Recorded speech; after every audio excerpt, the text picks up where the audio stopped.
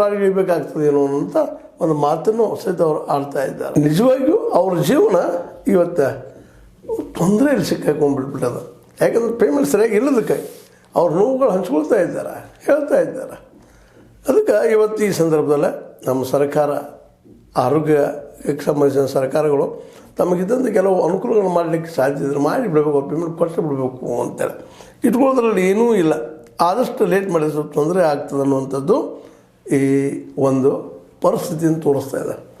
ಹೀಗಾಗಿ ಈಗ ಅವರು ಬೀದಿಗೆ ಬಂದು ಸ್ಟ್ರೈಕ್ ಮಾಡುವಂಥ ಹಂತಕ್ಕೆ ಬಂದು ನಿಂತಿದ್ದಾರೆ ಅವ್ರ ಪೇಮೆಂಟ್ ಆಗದೇ ಇದ್ದರೆ.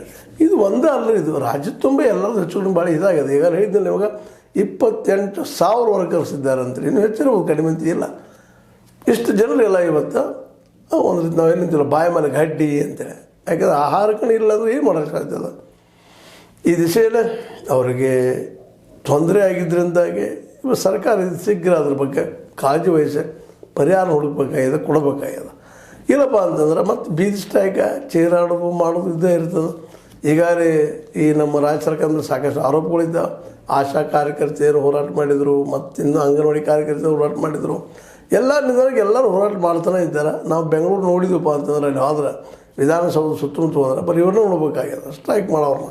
ಅಂದರೆ ಇದ್ರ ಅರ್ಥ ಏನಪ್ಪ ಅಂತಂದ್ರೆ ರಾಜ್ಯದಲ್ಲಿ ಆಡಳಿತ ಅಷ್ಟು ಸುಸೂತ್ರವಾಗಿ ನಡೀತಾ ಇಲ್ಲ, ಮತ್ತು ಆರ್ಥಿಕವಾಗಿ ಭಾಳ ತೊಂದರೆಗಳನ್ನು ಅನುಭವಿಸ್ತಾ ಇದೆ ಅನ್ನೋದು ಈ ಎಲ್ಲ ಘಟನೆಗಳಿಂದ ಸ್ಪಷ್ಟ ಆಗ್ತಾ ಅನ್ನೋದು.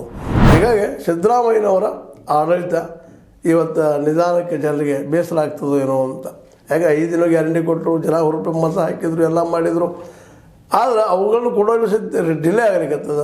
ಅದು ಲಕ್ಷ್ಮಿ ಏನು ನಾವು ಹಣ ಕೊಡ್ತಿದ್ರು ತಿಂಗಳಿಗೆ, ಅನೇಕ ಹೆಣ್ಮಕ್ಳಿಗೆ ಗೃಹಲಕ್ಷ್ಮಿ ದುಡ್ಡು ಹೋಗ್ತಾ ಇಲ್ಲ ಅಂತ ಆರೋಪ ಬರ್ತಾ ಇದ್ದಾವೆ.